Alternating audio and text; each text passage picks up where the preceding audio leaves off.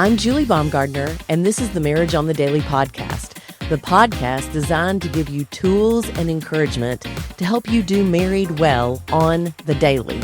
Because after all, it isn't the grand gestures that make or break your marriage. It's actually what you do or don't do on the daily that either builds a strong foundation or chips away at your core.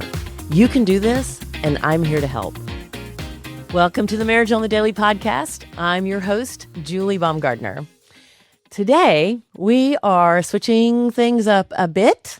I am joined by my friend, Gabby Thompson, who is an athlete extraordinaire, a newlywed, and most importantly, my friend. She's married to Zach, and we are going to have a conversation today, except for she is going to interview me. So I'm going to turn it over to you, Gabby. Thank you for being here today.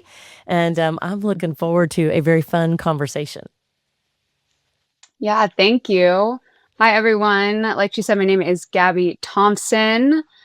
So all in all, I have had a lot of newlywed friends. Obviously, I'm at this stage of life. I'm around 27. But Julie has also had a lot of questions come in from couples that she's spoken with. So I have a lot of newlywed friends with a lot of questions. She has a lot of friends with questions. So I thought it would be a good idea to gather them all together today and ask her some questions, put her on the hot seat. Let's go. That is what we are going to be doing today. We will jump right in with the first question here. So a good question that I personally experienced and I hear with everybody my age is, our relationship seemed easy when we were dating, but then when we got married or even engaged, things changed. Yes. Why is that, Julie? Well, I would say that there's a couple of reasons for that.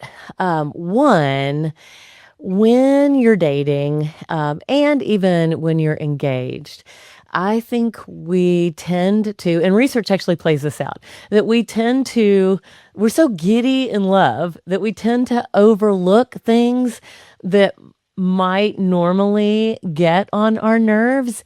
And it is also true that there is actually a chemical in your brain, the abbreviation for it is PEA, that kind of allows you to look at your relationship through rose-colored glasses, if you will. And so you tend to let each other get by with things that normally you might not get by with. So you're dating, you're engaged, and then you get married, and over time, especially as the PEA chemical tends to wear off, you actually tend to notice things more. And for some couples, that's actually very scary because they start wondering, oh my gosh, did I marry the wrong person? And this seemed to come so easy. Like romance came easy. We didn't seem to disagree on things. And all of a sudden, it feels like we're getting on each other's nerves at every turn. Well, part of that is this chemical is wearing off in your brain.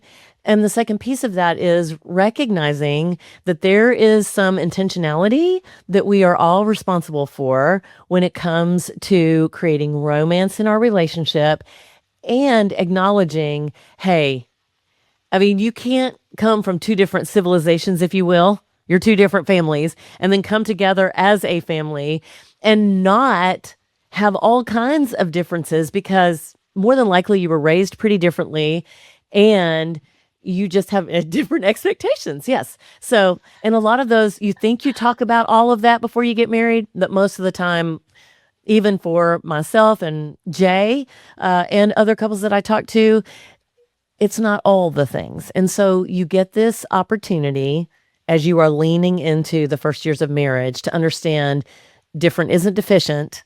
It really is just different.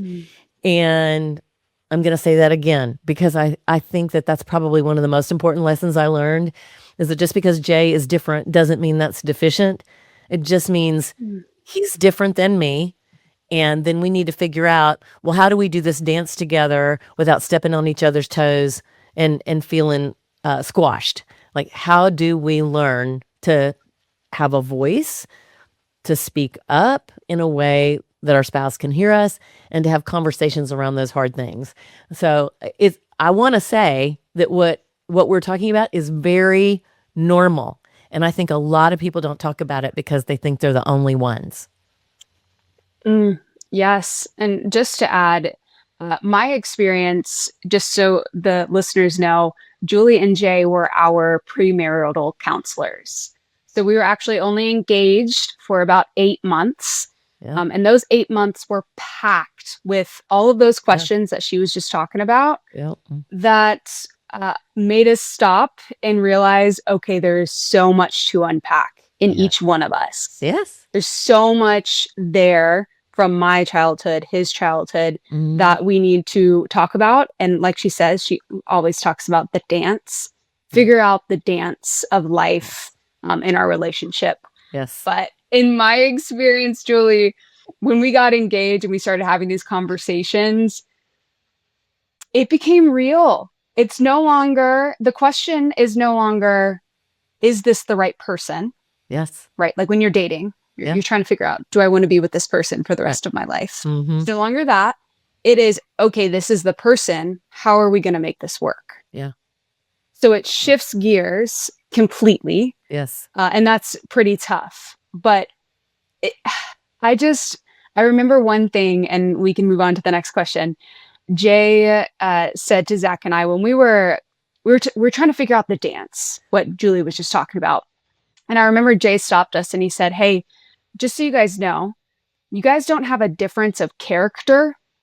You have a difference of personality here. Right. So if you guys are finding lots of this Yes. and the little things that you noticed after that, what is it? PEF, it wears off. PEA. It wears off. And then you're finding a little bit of this. Yeah. For Zach and I, it wasn't the big issues, right? It was just the little things that we were just trying to figure out. So again, it bring us solace. And I loved your different isn't deficient. I think in another way of saying that, if you guys as characters, if your foundations are built on the same thing, you just have difference of personalities. Therefore, you can work that out. Yeah. The foundations, it'll be tough if you're not on the same foundation. But everything else, you can work it out. Well, I just think about the Lord. You know, when you think about the fact that we are made in the image of God, and like not by mistake, you were given giftedness, Zach was given giftedness, and really this journey of marriage, I think the really cool piece is it gets to play out as the two of you, and even Jay and I still today, understanding that I get to help Jay accomplish whatever he's purposed here to do for kingdom building. And wow, I mean, like that's a gift and an opportunity to really believe in somebody and to pour into them and love them well and to watch God go. So talk about a purpose. Yeah, for sure. A purpose that I didn't know existed until you get married. And I'm not a mother yet, but I'm guessing that is strengthened her more so when you are a mother. But that actually leads great into our next question. We've heard from a lot of couples from her, and then also a couple of my friends, you know, things that could potentially create friction in our marriage that are large, right? They're not that big of a deal. But other things that we didn't think of that were a big deal have become a source of our biggest arguments. And we're struggling to navigate this. Yes. Why don't you ask an easy question? You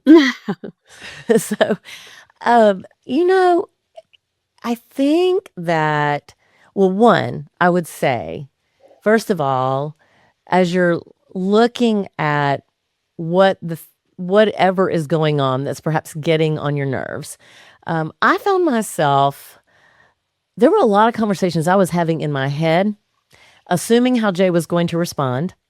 And then even having the further conversation in preparation for having a conversation with him. So by the time I decided, oh, I'm going to bring this up to him, I was way down the road, and I had made all kinds of assumptions about he was doing it on purpose, or he doesn't care about me, or he said that and that really hurt my feelings, all the things. And so I think, first of all, it is important that you think about, hey, what is going on here? Whether it's you feel like they're not helping with things around the house, or maybe they're spending a lot of money and they're not talking to you about it, and that's not a good thing because the account is getting low, or your decisions are being made about in-laws or parents, and you're not being spoken to about that. Whatever the thing is, the first thing I would encourage you to do is assume the best of your spouse, because it really is unlikely that they intended to hurt your feelings, or they intended to create stress, or they intentionally aren't helping you. So believe the best coming out of the gates. And then the second thing that I would say is make the time at a good time. And that's the other key point. Ask for a time to have a conversation, and make sure that both of you are in a good place, that you're not hungry, that you're not angry, that you're not lonely, that you're not tired, that emotionally, like, you are regulated. And then say something to the effect of, hey, it feels like I'm doing all the chores around the house, and I would really appreciate some help. And then be specific with the help you would like.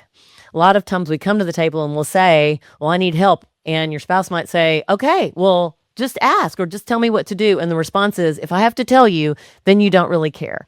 And that is just, that's fuel for a fire that is unnecessary. Healthy people ask for what they need. And so when you find yourself in a weird place where, hey, this is feeling off, instead of making assumptions, which is what we often do, stop, ask for a time to talk, and then lay it out clearly, one thing, and then be specific with what it is you need. I need help with the laundry. I need help with the trash. And if it's like, I need to help with the trash going out Wednesday morning before the garbage truck comes, be specific.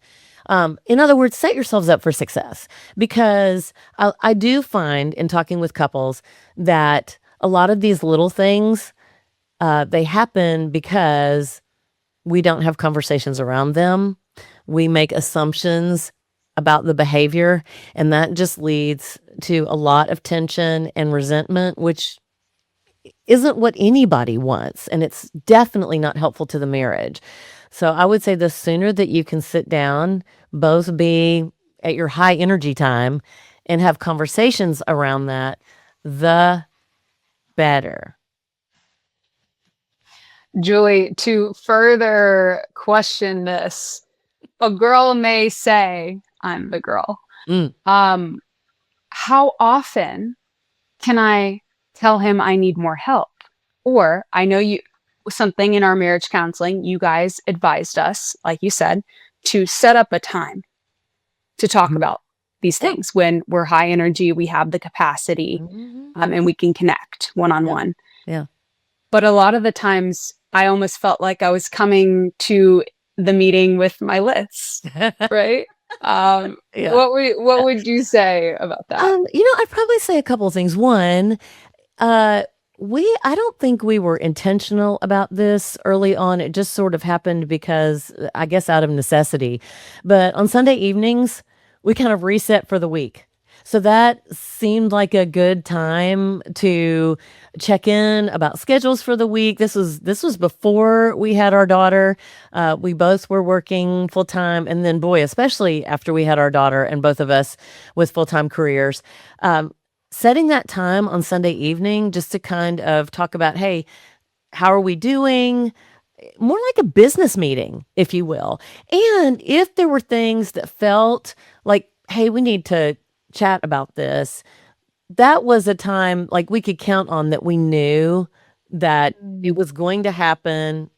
It usually, I mean, it doesn't typically last a long time. We still do it to this day. We check in on Sunday evenings just about what's happening this week.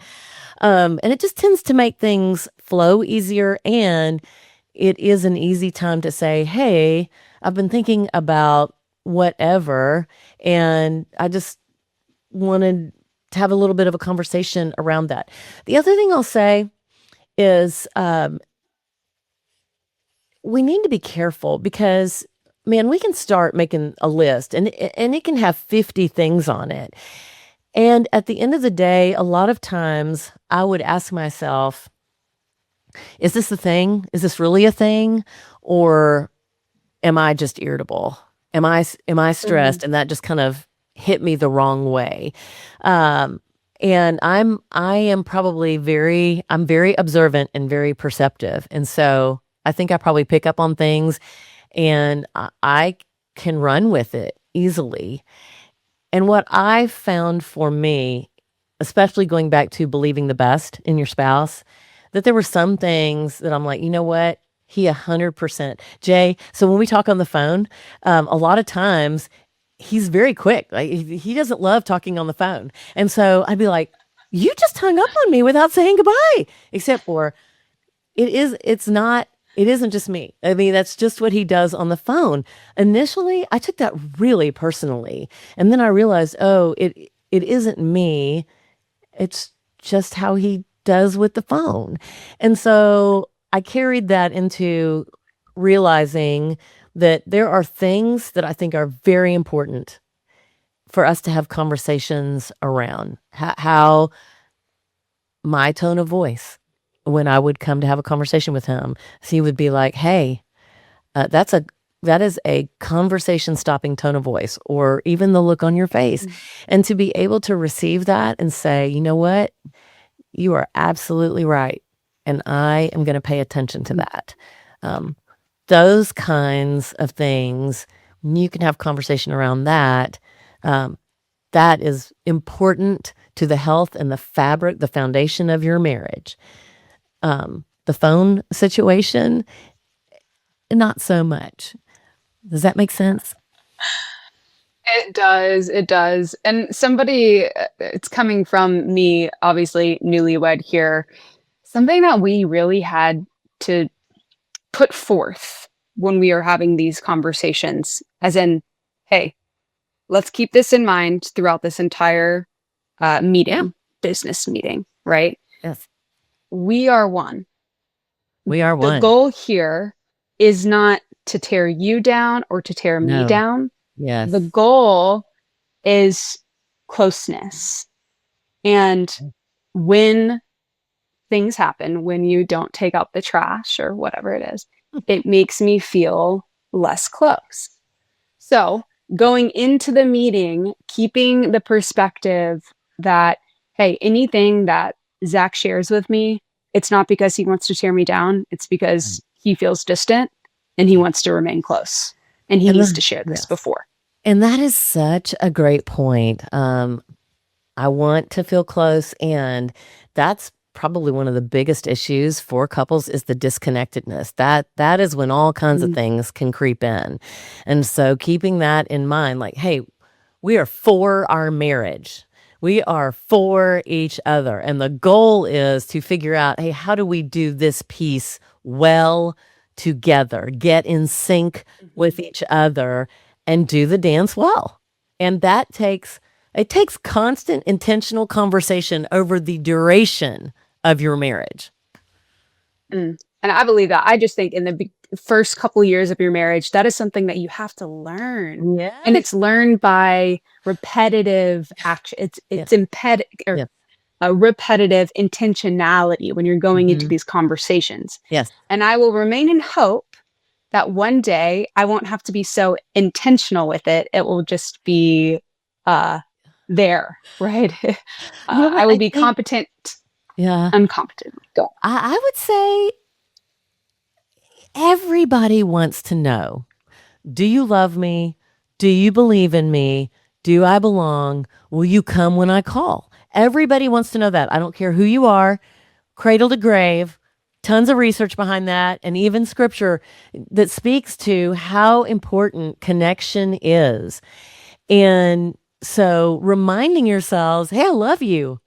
I love Mm. you. Those are And powerful 3 words. yes, and I believe in us, and we can figure this Mm. out. We can totally figure this out. We may not figure it out today, but we can keep on hashing it through and figuring it out together. And I know that we're a team, and I believe that we will. That speaks volumes. So good. So good. Something you had mentioned earlier in your response piqued another question that every single couple I have been in touch with, me, myself, my parents, again, everyone, has some type of question in this regard. Okay. But the number one question that we're gonna go to next is my spouse's parents are all in our business. What can we do to create some boundaries? And by the way, this doesn't have to be my spouse's parents. It could be my parents are Yeah. all in Oh, yeah. our business, Yeah. right? So this is just a general question, but what would you say about creating boundaries with in-laws? Well, I would say that's a really important conversation to have. And for the two of you as a couple to sit down and talk through the reality that, hey, when scripture talks about leaving and cleaving, that means that each of you have come from your family and you're creating a new family.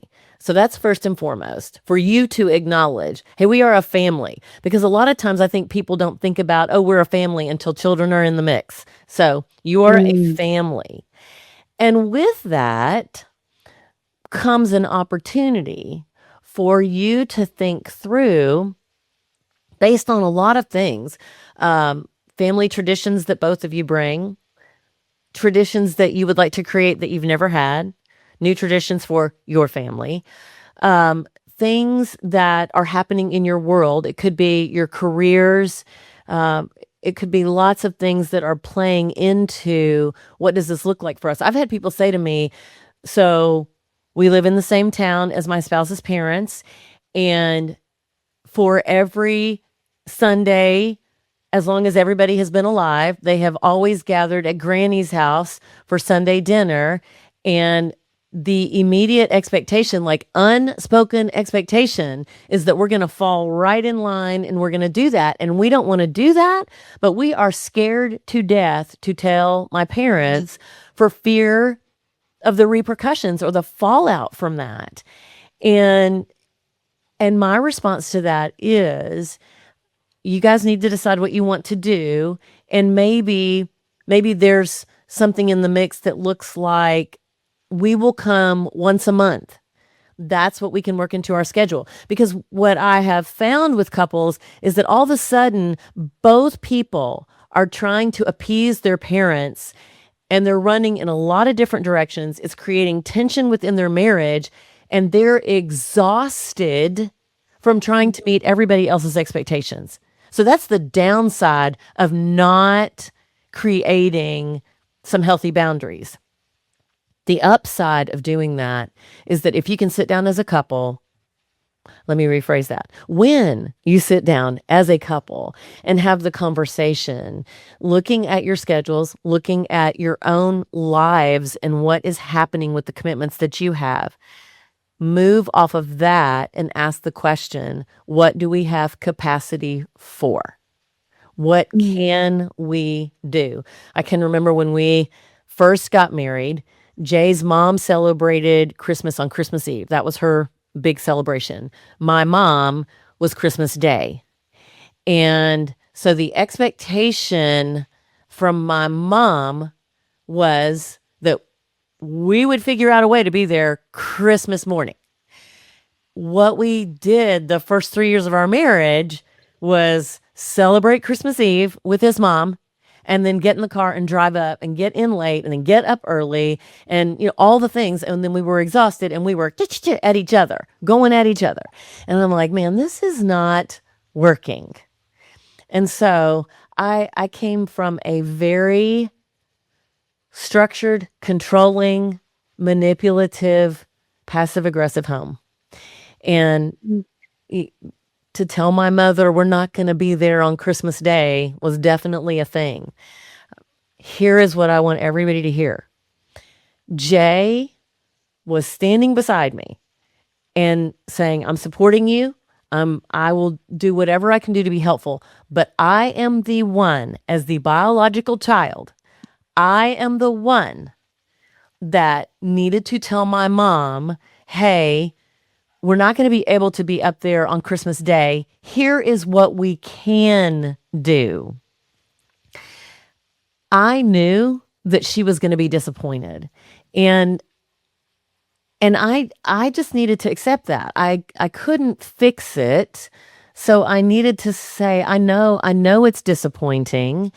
And here's how we are planning to come up and celebrate with you. So biological child always speaks to their parents. That is imperative.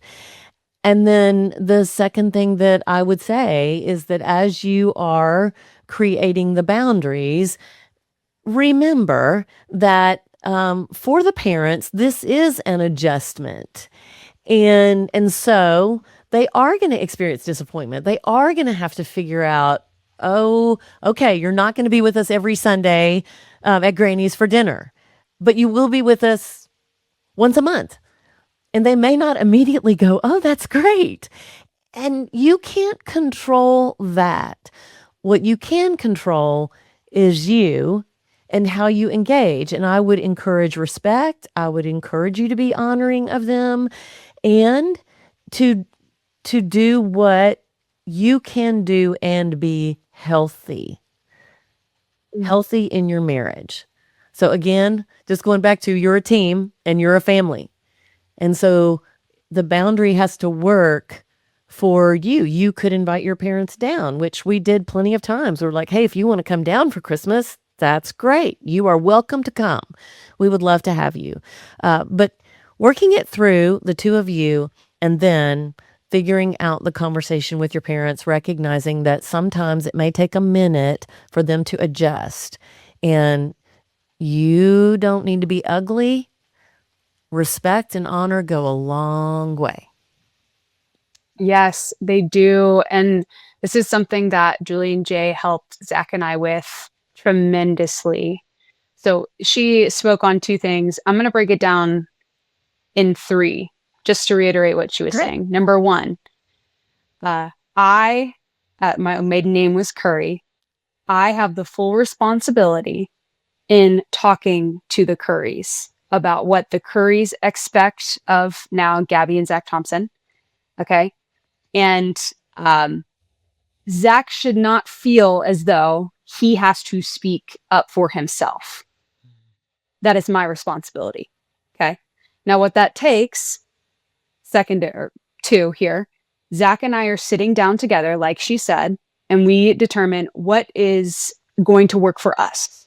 Okay. What, as a team, as one, as a new family, how are we going to honor our family, our individual biological families? Yes. Okay. So you figure that out. Then I would talk to my family. He would talk to his family. And using the word we. It is never, well, Zach doesn't like a big family. Yes. So we're just not going to. No, it's always, hey, this is what works for us. Yes. This is how we are going to move forward.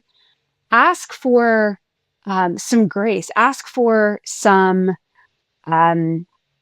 respect in your decision. Hey, I know that you guys love me and you love us. I just ask for you to respect our decision and know that at the forefront of our minds, we want to honor you. We want to be involved with you. We want a healthy relationship with you. But for that healthy relationship to occur, Zach and I need to be good. So what works best for us is that we are going to do X, Y, and Z. Yes. I love that. And then, it's so important. Go ahead. Yeah. No, so important. Yeah. And then lastly, she said this, I just think it's so powerful for Zach and I to have a conversation. Okay, this is what Gabby, you're going to take back to the Currys, to your family. And then Zach saying, I'm right next to you. Yeah. So you're not going in this conversation alone. No. I'm going to be there with you. I'm there in the fight with you. But it's just you're the one leading the conversation. So don't feel alone in those conversations. And I also would say, if you guys do go into the conversation together with your family, a lot of the times the biological families are on their best behavior in front of the significant other. So that's so true. That is so true. We have found that has been a really foundational thing in our marriage, in how we're talking to our in-laws or our biological families. Yes. But keeping that as a we statement every time you're talking to your families, and then asking for that respect and say, listen, I don't want to cut you out. No. I want to honor you. Yes. But in order to do so at our best, we need to be good. And this is what works for us. Yes. I love that. Amazing. Yeah. All right. We're going to continue shifting gears here. And this is something that I think, if not everybody, most couples would ask, why should we combine our finances? Well, here's what's interesting about finances. Everybody comes to the table with different perspectives about money. And a lot of times it gets boiled down to, oh, she's a spender, or he's a spender, she's a saver. But in reality, there's a lot of things that are underlying the money aspect. It could have to do with status. It could have to do with, hey, I was raised to be a giver, like you make money to give it away. Or, hey, I grew up not knowing where my next meal was going to come from. And so money means security to me. So you have to grasp that people come into marriage thinking about money in a lot of different ways. And if you don't even ask the question, what does money mean to you? What is money for? That could get you sideways pretty quickly. I also think we don't often think about the fact that, I mean, as Christ followers, we have this money and none of it is really ours anyway. It's his. And so the question is, how do we use this money to glorify him? We've been entrusted with it. So what does that look like? Now, back to your question. There's a lot of research that has been done looking at couples who come together and combine their finances versus couples who come together and don't. And you can hear a lot of things out in the culture like, oh my goodness, if you're getting ready to marry somebody and they are bringing a ton of student loan debt, or they have a bunch of issues, do not combine your finances. Well, the whole point of marriage is interdependence. And we've been talking about we and team this whole conversation, and that is really important. The research that actually tracked couples over time, the couples who did not combine their finances versus the couples who did, the couples who combined their finances and looked at their marriage as a team effort to figure it out did far better than the couples who did not. And speaking as one who came, my parents divorced. When I went off to college, I ended up putting myself through college. I had a tremendous amount of college debt when we got married. And instead of Jay looking at me and saying, well, hey, you brought that in the marriage and you're going to have to figure out how to pay it all off, we actually sat down and had a conversation around what is our strategy for paying this off. And never was it ever held over me like, this is your fault. And I appreciated that. And so I think it really does go to remember oneness. The two shall become one. And together, as one, as a team, you're going to sit down and have conversations around how do we do this? I know some people that they are very methodically on a spreadsheet budget that they look at every single month. I'm not pointing fingers. That's me, everyone. That is me. But for Jay and I mean, we've never actually had a written down budget. Do we live within our means? Absolutely. No question about that. We live within our means. We spend less than we make. We're very careful about debt. And those are all things that are very important that I would tell every couple to pay attention to. But everybody, it isn't cookie cutter. There's some fantastic budgeting apps out there. I strongly encourage people to sit down and have the conversation around money and what works for you. What has worked for us has been just to understand this is our income and these are our fixed expenses. And this is what we're both okay with either person spending without calling and saying, "Hey, I'm thinking about purchasing this. Are you okay with that?" That's a really important question. We've asked couples that question before, and one person says $100 and the other one says 1,000. Well, we have a little bit of distance between those two numbers that we need to get worked out. So the money piece, people always say, "Hey, that's the number one reason for divorce." That is a symptom. That is a symptom of what is actually much deeper in the marriage. And that is a lack of understanding and a lack of coming together and being willing to have a conversation around, hey, when you spend money and it gets us so close to the edge in our checking account, it makes me literally break out in sweats and hyperventilate because I get scared and I don't feel safe. And I want us to figure out, how do we do this together so that we both feel safe? And I think also recognizing as newlyweds that material stuff, I mean, none of us are guaranteed tomorrow. So you can take all your money and spend it on a ton of material stuff, and then what? So sitting down and having the conversation around, hey, what do we want? Do we want experiences? Do we want to create memories? Do we need to put furniture in the house? What are our priorities? And you don't have to do it all at once. You can do it over time. The money piece, though, is really integral. Very, very important for you to have conversation around, an ongoing conversation, because your seasons change, children come along, there's additional expenses. So Yes, I would just encourage, this is a conversation to be had and to be had earlier than yes. later. Oh, It's yes. something that we talked Yes. about extensively Yes. in premarital counseling. But Yep. what's something to keep in mind as you're having this conversation, you guys are two different humans with two different life experiences, raised by two different groups of humans, around two different groups of humans, right? So Yeah. there's a lot of different habits that are picked up when we're Yeah. growing up.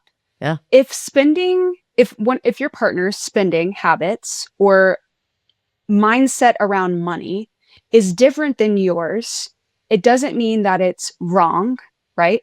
Or maybe yours Right. is different than theirs and they Yes. think that yours is wrong. Yes. Uh, the goal in these conversations is to find what your new family's perspective of money Right. is, right? So I just keeping in mind, hey, okay, he came in with this idea of money. I came in with this idea of money. What is our idea of money going to look like? Hence, what are we going to spend on Yep. or spend our money on? What are we going to do with it? So on. And then lastly, I just always encourage people that I talk to. I raise my hand in that I'm somebody who has a budget. And it's To be great. clear, I just track what we spend. Yeah. So my dad always says this: you cannot manage what you don't measure. So if there is any money tension in your relationship, and maybe you're not comfortable saying, hey, I don't want you spending X amount of dollars, maybe just say, hey, for us to continue to seek oneness together, why don't we just start tracking what we spend? Yes.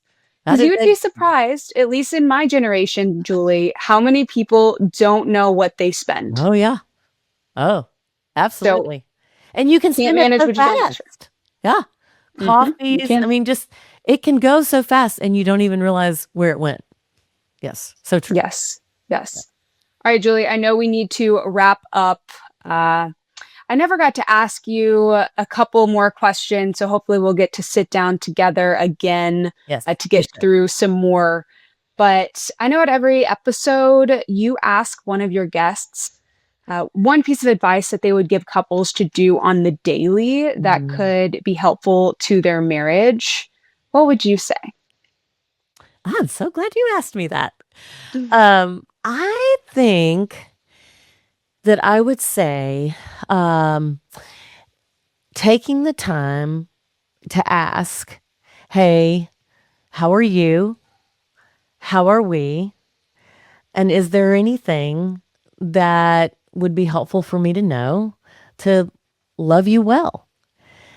Mm. I think those three questions, one, it allows you to see kind of the condition of their heart and to understand like how are we doing together, and then what do I need to know to love you well, which is absolutely, my goal is to love well. And I think when I speak with most couples, they were like, I do want to figure this thing out. I want to know how to love them well. So just understanding like what is the condition of my heart right now.